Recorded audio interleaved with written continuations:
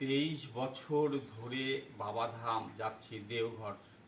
এবার কোনো কারণবশত যেতে পারিনি, তাই এবার বাবার জল ঢালার ব্যবস্থা বাড়িতেই করেছি।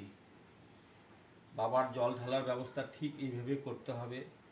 নিখুঁত 108টি বেলপাতা নিতে হবে, নিখুঁত 108টি ফুল নিতে হবে, ধুতুরা ফুল দিতে হবে, ধুতুরা দিতে হবে, বেলপাতা দিতে হবে, চন্দন ঘষে নিয়েছি। 108টি আতপ চাল কিন্তু লাগবেই। এই আতপ চালের মহিমা খুব। এইভাবে সাজিয়ে গুছিয়ে এখন আমি পূজা শুরু করছি। এইভাবে পূজা করতে হবে। ফুল, বেলপাতা, আগে ধুতুরা ফুলগুলো বাবাকে দিয়ে দিই। এই যে বাবাকে অর্পণ করলাম ধুতুরা ফুল, কলকে ফুল দিতে হবে।